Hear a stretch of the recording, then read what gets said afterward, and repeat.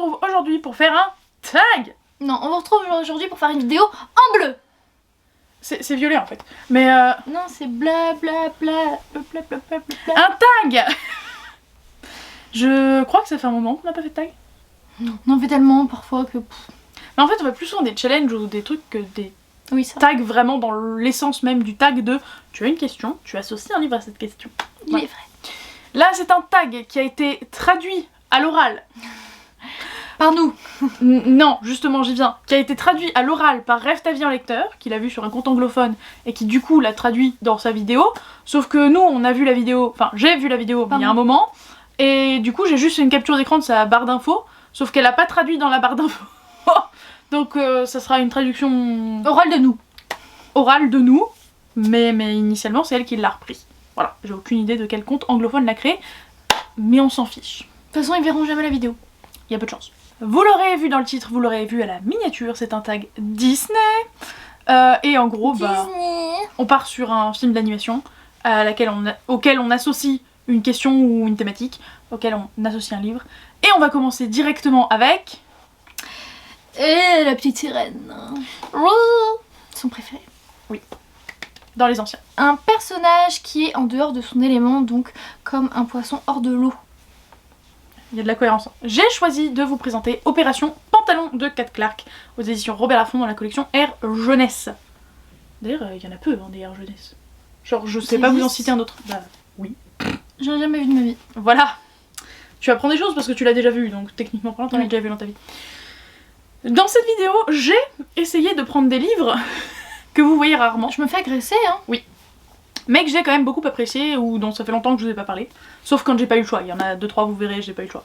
Mais là, Moi, j'ai j'ai essayé, mais j'ai pas réussi. Oui. Vraiment, je suis restée bloquée devant ma bibli pendant 10-15 minutes et Clem m'a dit dépêche-toi.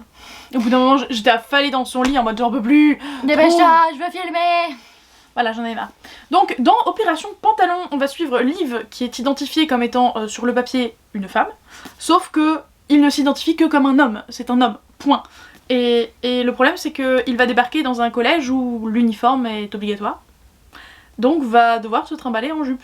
Donc, c'est un poisson hors de l'eau. Voilà. Et j'ai trouvé mon parallèle plutôt très correct, et c'est une excellente lecture que j'aime beaucoup, et que je vous conseille vivement si ces thématiques vous intéressent. J'accepte. Mon poisson hors de l'eau, c'est November de Killing November. Donc la duologie de Adriana Mather aux éditions PKJ. Donc November, elle arrive en fait dans une académie où ils ont l'air d'apprendre à tuer les autres. Enfin, c'est un peu bizarre cette académie. Elle comprend pas trop ce qu'elle fout là. Enfin, son père il l'a envoyée là-bas pour la protéger ou quelque chose comme ça. Et alors que les gens s'entretuent. Dans les cours là-bas, ouais, ils appellent un peu à s'entretuer, cours de poison, cours d'armes, etc. Elle comprend pas trop ce qu'elle fait là. Et les autres non plus d'ailleurs, il me semble qu'ils comprennent pas trop ce qu'elle fait là. Et du coup, elle est un petit peu en dehors de son élément. Mais Comment redire. Mais du coup, c'est des thrillers young adultes. Et moi j'ai beaucoup aimé. Il me semble qu'il y en a même le premier qui a été un coup de cœur. Mais j'ai vu pas mal de gens qui n'ont pas apprécié. Donc... moi, en tout cas, j'ai adoré. Ensuite, Cendrillon, un personnage qui traverse une transformation majeure. Dévisagé d'Erin Stewart aux éditions Gallimard Jeunesse. Pour le pitch, on suit une jeune femme qui s'appelle Ava et qui a tout perdu dans un incendie, c'est-à-dire qu'elle a perdu sa meilleure amie, qui était sa cousine, elle a perdu ses parents et elle a perdu son physique. Puisque je sais plus à combien de pourcents, mais elle est vraiment très brûlée. Et du coup, elle a une peau de grande brûlée, quoi. Donc déjà, il y a ça comme transformation, je pense que c'est important. Et au tout début, elle n'ose pas retourner au lycée, et l'histoire va démarrer quand elle se décide enfin à sauter le pas de retourner au lycée.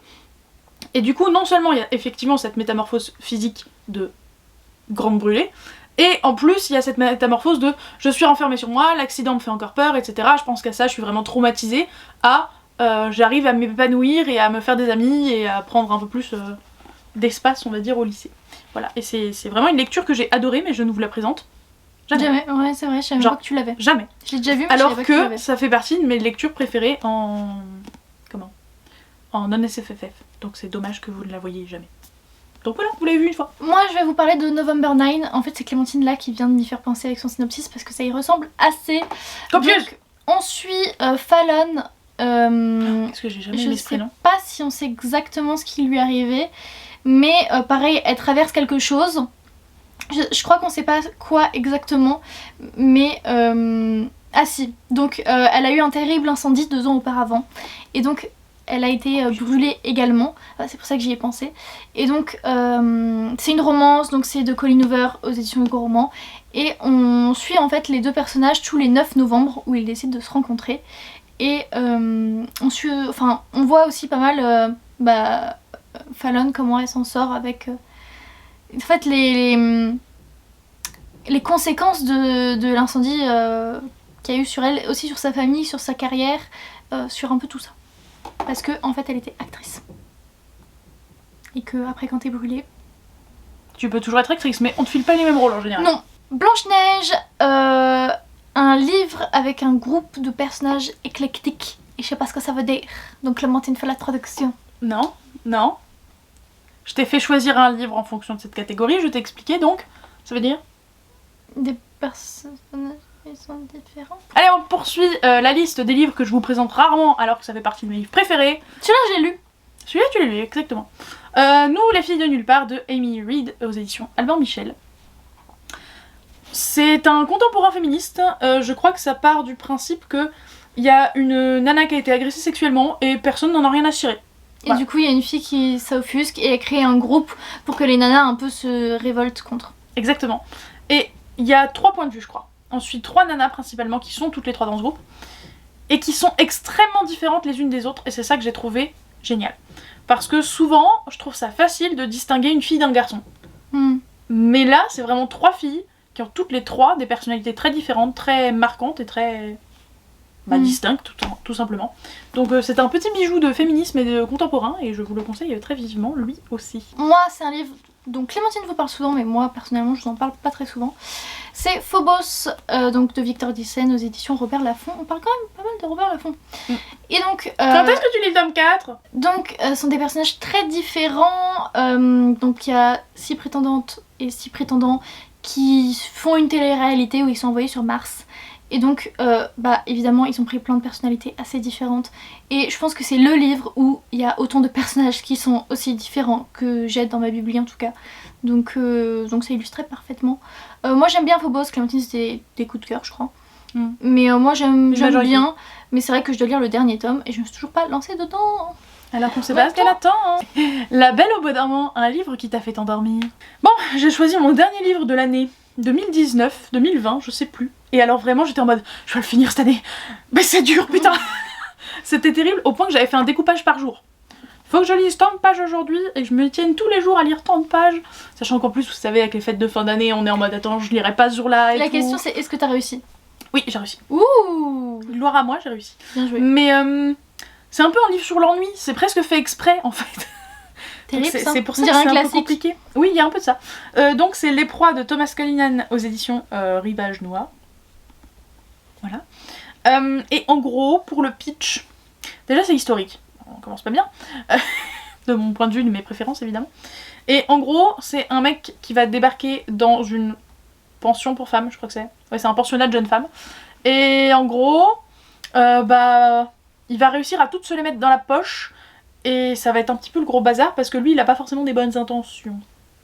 Voilà. Et ça peut envoyer du pâté comme ça, mais quand on voit que le bouquin il fait 700 pages presque et qu'il se passe quasiment rien, On adore. c'est compliqué. En fait, le truc, c'est que le bouquin est bon dans le sens où si ça allait plus vite et si c'était plus court, les émotions des personnages et comment il arrive à se mettre les nanas dans la poche, ça marcherait pas parce que ça serait trop rapide.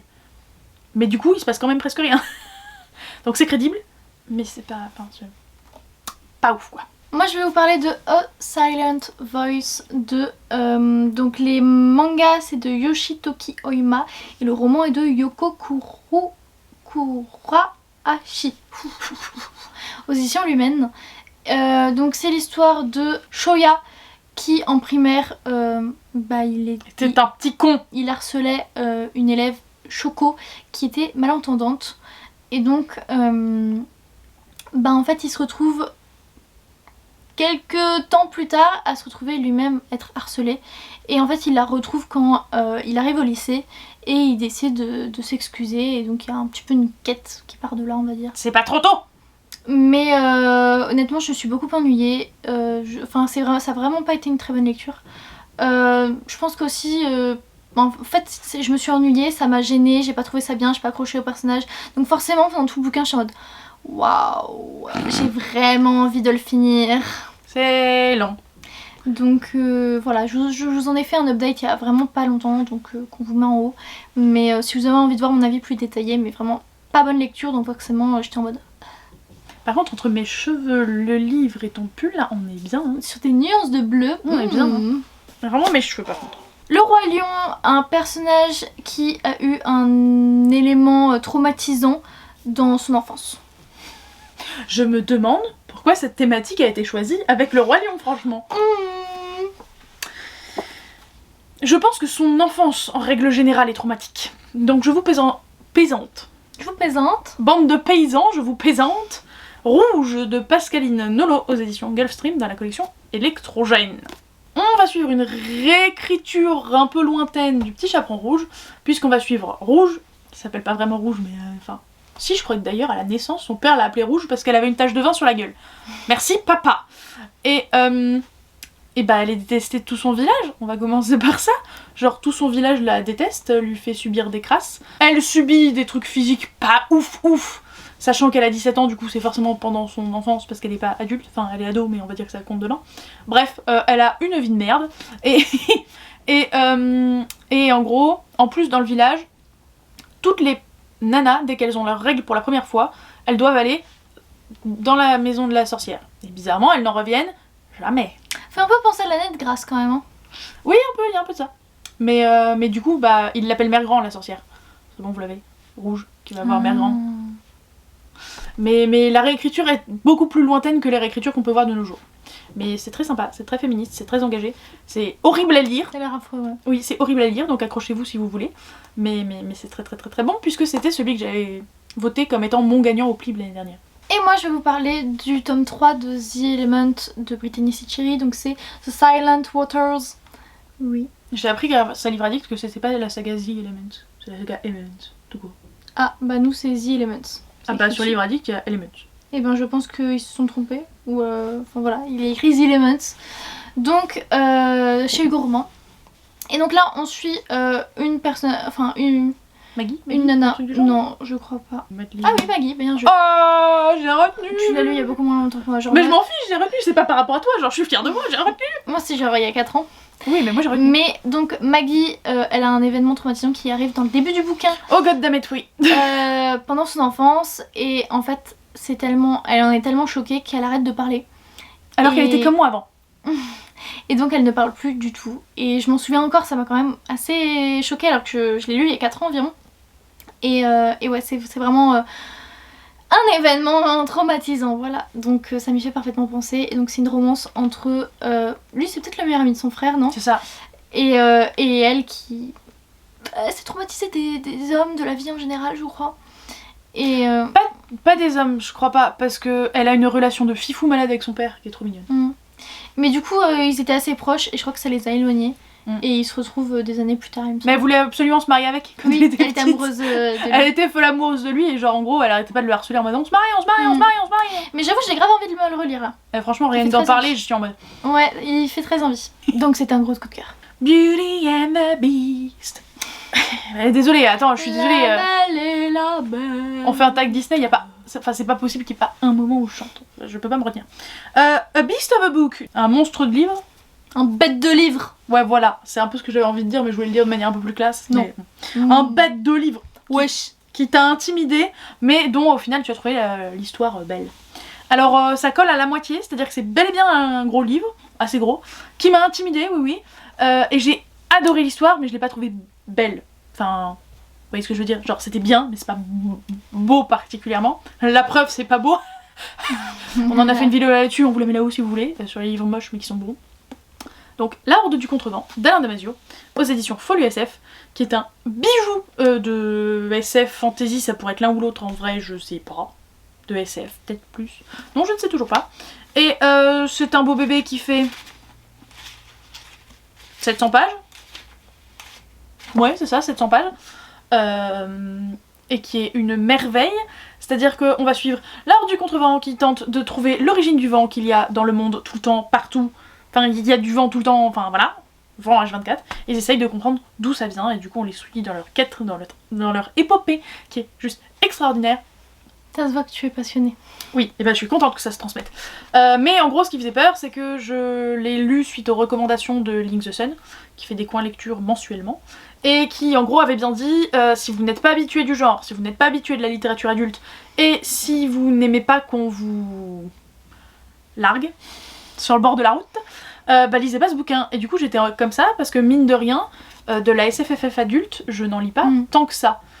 Du young adulte ou du adulte facile entre guillemets, oui, mais adulte pas tant que ça. Et effectivement, au début, on t'explique pas dans le moindre détail, alors ce mot de vocabulaire ça veut dire ça, celui-là ça veut dire ça, celui-là ça veut dire ça, mais en même temps, faut pas être idiot non plus, et il y a plein de mots, genre je suis désolée, on te parle du furvent, vu du contexte et vu le nom du truc, tu dis bon bah c'est un vent furieux, tu te dis c'est un vent rapide, un vent violent, tu vois, on n'a pas besoin de t'expliquer pendant 3 plombes. Et donc au final ça s'est très très bien passé et c'est une de mes lectures préférées de tous les temps. J'arrête pas de le dire, c'est pas un coup de cœur, c'est un coup de foudre, et ce livre est extraordinaire. Voilà, si avec ça je vous ai pas convaincu, je ne sais pas quoi faire.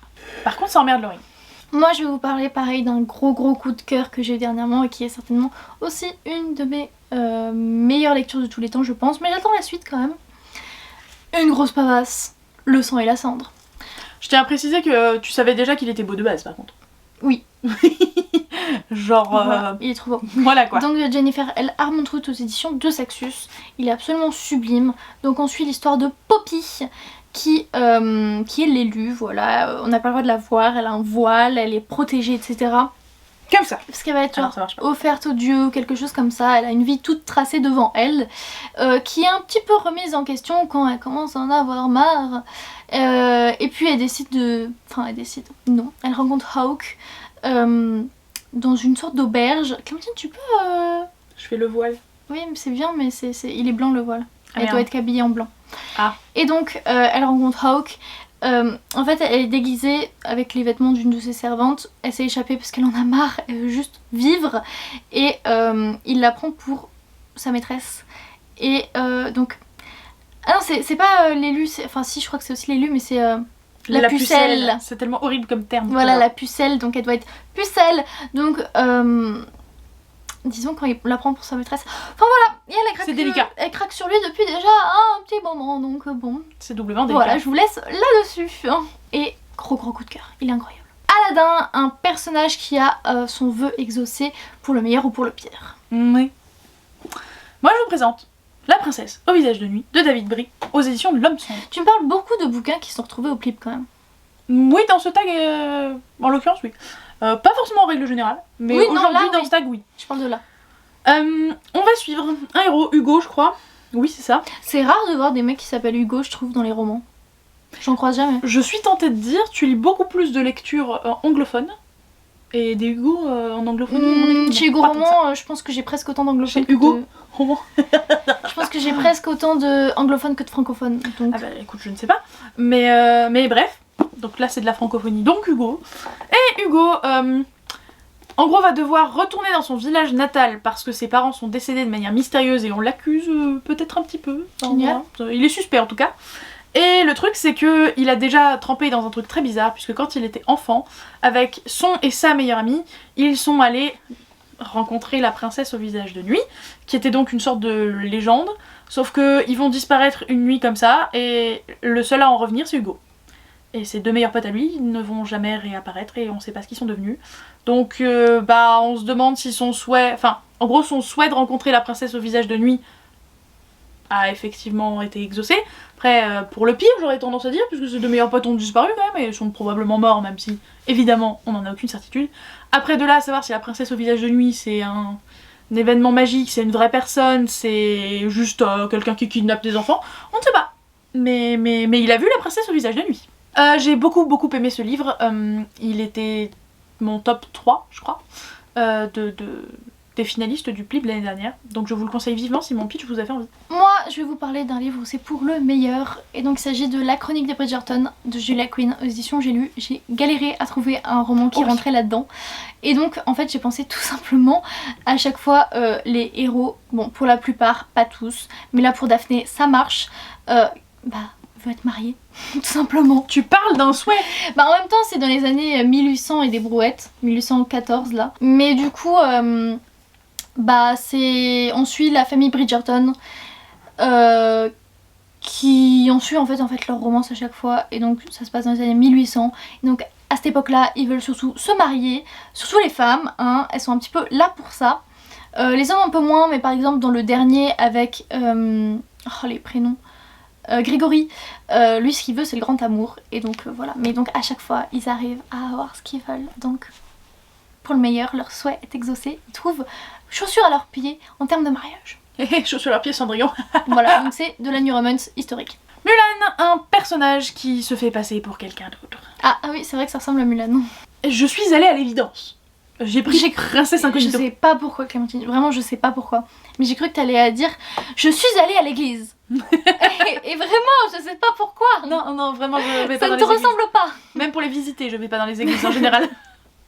Donc, je suis allée à l'évidence. C'est-à-dire en prenant les Rosewood Chronicles, donc tome 1 Princesse Incognito de Connie Glynn aux éditions Casterman. Qui est donc la version de Barbie de Tu es comme moi, je suis comme Barbie. C'est vraiment un truc récurrent chez toi, ce Barbie. Il y a un traumatisme derrière. Mais j'aime. Tu veux en parler à la caméra? Non, mais je l'ai en DVD. Non, est-ce que tu veux en parler à la caméra? Ça va aller? J'adore Barbie. Tu vas... C'est bien Barbie, arrêtez. Hein. Ah non, c'est pas ça que je remets en question. Hein. C'est vraiment ce traumatisme de ce passage de ce film. Mais c'est une réécriture de conte. C'est vrai? Oui. Waouh. Qui se trouve à le tome 2 de la fangirl là. De je sais plus quoi, la fangirl. Enfin, tu vois de ce que je parle. Donc, le pitch de base, c'est tout simplement une nana qui a toujours rêvé d'être une princesse, d'une part. D'autre part, une princesse qui a toujours rêvé d'être une nana. Non. On peut tourner le... Ouais, voilà, t'es pas illuminée toi. Pourtant t'es vraiment illuminée là-dedans. Ouais, ça c'est sûr. Elle a toujours rêvé de juste pas être princesse en fait, elle a pas envie de responsabilité de princesse et tout. On dirait toi. Oui. T'as pas envie d'être une princesse. Non. Alors que moi je rêve d'être une princesse. Moi je veux les robes cucu éventuellement pour faire waouh, juste une fois de temps en temps. Et mais ça tu vois, en terminale par exemple, t'aurais jamais pu l'avouer que t'aurais aimé... Je l'aurais pensé c'est sûr. Est-ce que je l'aurais avoué, je sais pas. Peu importe. Mais bref, mais ça se savait. Je lisais la sélection. À partir de ce moment-là, Princesse Cucu était déjà là. Donc tout ça pour dire que les deux switchent de place, donc forcément elles prétendent qu'elles sont l'autre, donc elles prétendent être ce qu'elles ne sont pas. Juste sachez que ce que je viens de vous raconter, c'est la moitié du livre. C'est pas de ma faute, soyez pas déçus. Mais à partir du moment où sinon il n'y a pas de pitch, si je vous dis pas ça, je suis obligée. Donc quand vous le lirez, parce que c'est trop bien, parce que c'est cucu, soyez pas surpris que du coup ça corresponde à la moitié du livre. Laurine devra le lire cette année puisque je lui ai choisi. Je crois que c'est moi qui l'ai choisi celui-là. Je sais plus. Moi. L'une ou l'autre, lui a choisi de le lire cette année parce que clairement ça va lui plaire tout simplement. Puisque moi j'ai beaucoup aimé et que en plus c'est très LGBTQ+. Donc c'est très très chouette, c'est très ouvert. Moi j'ai choisi Lux 1 Obsidienne de Jennifer L. Armentrout. C'est le deuxième Jennifer L. Armentrout que je présente. Cette fois-ci c'est j'ai lu. Et donc Damon, le personnage masculin, c'est du fantastique. Donc ce n'est pas le personnage... Quoi ? C'est un démon, Damon. Non. Donc Damon se fait passer pour quelqu'un qu'il n'est pas, vu que c'est du fantastique. Il n'est pas humain. Et donc, je ne vous dirai pas ce qu'il est, évidemment, mais il se fait passer pour un humain, chose qu'il n'est pas. Donc, forcément, voilà, j'ai pensé à ça. Je cherchais du fantastique dont je vous parle pas trop souvent. Et j'avoue que Lux, je vous en parle pas si souvent. Je me souviens quand je les lisais, j'étais genre vraiment accro. Et avec le recul, je me dis, j'aimais vraiment ça tant que ça. Donc c'est vrai que je vous en parle pas énormément. J'ai le même sentiment sur sa saga de romance qui doit être au-dessus. Je sais pas trop où elle est exactement. Ah, moi je les aime trop par contre. Mais les jeux. Mais en fait, pour moi, ils ont vraiment cet effet de quand tu les lis, t'es à fond dedans. Et une fois que t'as arrêté de les lire, bah, tu les as un peu oubliés. Enfin, ouais, c'était sympa. Mais tu te rappelles pas à quel point t'étais à fond dedans, tu vois. Toy Story, un livre où tu aimerais vivre avec les personnages. Non, où tu aimerais que les personnages prennent vie, comme dans Toy Story. 3, 4. Tada! On est toutes les deux d'accord. Un cotard. Oui. Je pense que qui n'aimerait pas avoir Raisin, Cassian, Farah. Non, juste... D'autres aimeraient bien Nesta, mais je les Bah, comprends je te pas. dirais, écoute, vu que c'est mon livre en cours et que je le commence à peine. Ouais. Mais est-ce qu'on a besoin d'en dire plus que Un palais d'épines et de roses de Sarah Gemas aux éditions La Martinière Jeunesse? Ça se suffit à lui-même. Alors, oui, on peut dire qu'on aurait bien voulu vous prendre autre chose parce qu'on a dit qu'on essayait de prendre des trucs dont on parle pas trop. Mais non, c'est Là, eux qu'on c'est veut. évident. Enfin, c'est eux qu'on veut. Enfin, voilà. C'est... Voilà, on les aime trop. Honnêtement, j'ai hésité avec Gardien et C'était perdu, mais j'étais en mode non, j'aime trop à Cotard leur personnage. Donc voilà. Après, si on veut mettre un petit kiff en plus. Oh, un petit kiff, on dit pas non, hein. En fait, c'est ça. C'est que du kiff. Hein. Non, mais la différence, elle est là. C'est que moi, il y a que kiff que je Oui, voudrais oui, vraiment oui, dans moi le con. aussi. Alors que Moi là, il y en a aussi. plein des persos. C'est Alors, ça. pas tous. Si on pouvait éviter Non, un pas certain tous. timeline. Voilà. Mais oui, clairement, il y a que kiff dans l'autre, et là, il y a vraiment au moins 4 personnages. Au moins. On fait ça, les gars. On échange kiff et timeline. Et ensuite, ils viennent tous. Oh oui. Disney Channel Original Movie. Ouh. Les Descendants. Tout. Qui est trop bien d'ailleurs, soit dit en passant. Le meilleur c'est le 2. Donc, ton vilain préféré ou un caractère qui est ambigu moralement Un parlant. caractère. Un caractère. C'est ma traduction, un Un caractère. personnage. Un personnage, excusez-moi mesdames, messieurs. En plus, tu le dis bien la française, un caractère. Ouais, non, moi je à fond dedans. Paf. Vous vous dites, mais quel est ce livre qui a l'air vieux? Oui, c'est le tome 2 de Bobby Pendragon, j'ai pas trouvé le 1. Pourtant, où il est tu encore. t'en parles quand même de Bobby. Hein. Oui, j'en parle régulièrement, mais je fais des piqûres de rappel, tu vois, au cas où les gens auraient oublié. Donc, là, c'est La Cité perdue de Phare, mais le premier tome, c'est... J'ai cru que t'attendais ma réponse. T'allais attendre longtemps. Le premier tome, c'est Le Marchand de Peur, donc de DJ McHale. Ouais, à chaque fois j'y pense, c'est terrible. Aux éditions du Rocher Jeunesse. Je sais pas si ça se trouve encore d'occasion, si ça vous tente, mais je vais quand même tenter de vous tenter. On va suivre ce bon vieux Bobby, brave Bobby qu'il est, qui est juste le gars le plus populaire de son collège, qui du jour au lendemain va apprendre que, en fait, il a la capacité de passer d'un univers à un autre. C'est pas vraiment des planètes différentes, mais c'est un peu l'idée. Et que il a la responsabilité d'aider ces gens à faire en sorte que le peuple et la planète et l'univers s'en sortent. Lui il est en mode mais qu'est-ce que je voulais, j'ai rien à faire là. Et au fur et à mesure il va prendre des responsabilités, blablabla. Et il se trouve que il doit aider ces peuples et ces planètes à je sais pas comment dire, à réussir, j'en sais rien, vous avez compris. Parce qu'il y a un vilain méchant qui veut tout destroy. Il faut toujours un vilain méchant. Voilà, et j'ai eu beaucoup de mal à trouver ce que j'allais vous présenter parce que je n'aime jamais les méchants, genre jamais. Et celui-là je l'aime pas non plus. Mais je ne peux que reconnaître le talent incroyable de l'auteur à avoir fait un méchant terrifiant. Parce que c'est ce que je disais à Laurine tout à l'heure au téléphone. Moi vous me faites rencontrer ce personnage, je me barre en courant de l'autre côté. Ok. Et fissa. Gryffondor, hein. Oui, Gryffondor, hein, je rappelle. Mais juste, lui, il est juste terrifiant. Voilà, on va dire les choses comme elles sont. Et je pense qu'il est aussi terrifiant de réalisme dans le sens où c'est... Pour ceux qui sont fans de Marvel, c'est un Thanos. Ah. Vous voyez l'idée? Donc, il fait très peur et en plus, tu te dis, il a pas complètement tort des fois. Et t'es en mode, attends, je suis un méchant alors? Oh merde. Bref, donc, je vous conseille toujours aussi vivement cette série. Mais si vous la trouvez pas, je suis désolée. Pour ma part, donc, le dernier roman de ce tag... Insaisissable, le tome 1 de Taïra et ma fille aux éditions Michel Lafon. Donc le méchant c'est Warner et j'aime beaucoup ce personnage, voilà. Donc c'est l'histoire de Juliette, je crois qu'elle s'appelle Juliette. Oui. Qui en fait a une sorte de pouvoir de malédiction, personne ne peut la toucher. Non, elle ne peut toucher... Ah si, elle peut toucher les gens, c'est juste pas agréable quoi. Elle ne peut toucher personne et personne ne peut la toucher parce qu'en fait elle leur vole leur puissance, leur en fait. Et donc ça la fait atrocement mal aux personnes qui la touchent. Et donc au début elle est enfermée dans une sorte d'hôpital psychiatrique, on sait pas trop ce que c'est pas trop où elle est. C'est plus une cellule qu'autre chose. Elle est enfermée en fait. Et jusqu'au la jour où un homme, Adam, se fait enfermer dans la même cellule. Et en fait c'est le garçon dont elle était amoureuse quand elle était jeune, enfin avant d'être enfermée. Et du coup voilà, il va se passer des choses. Des choses ou des choses? Des choses. Et donc c'est une trilogie. Bon après il y a une autre trilogie qui a été faite, mais j'ai lu que le premier tome de cette autre trilogie pour le moment. Il faudrait que je continue. Et donc c'est vraiment une de mes sagas préférées de ma préadolescence, on va dire, adolescence, préadolescence. Je l'ai lu quand j'étais en 3ème. Et j'aime beaucoup. Il faudrait que je me le relise, mais honnêtement j'ai peur en fait que ça me plaisent pas autant. Et du coup voilà, mais vraiment pendant un moment je vous ai saoulé sur la chaîne avec. Et c'est vrai que j'en parle beaucoup moins. Elle les a pensés. C'en est fini avec ce tag, on espère qu'il vous aura plu, on vous encourage à le faire vous-même dans les commentaires. Si vous avez la foi. De toute façon, on remet les questions en français aussi dans la barre d'infos. Et donc, on vous souhaite de joyeuses lectures, mettez un petit pouce en l'air Et un commentaire. et on vous dit à bientôt. Ciao.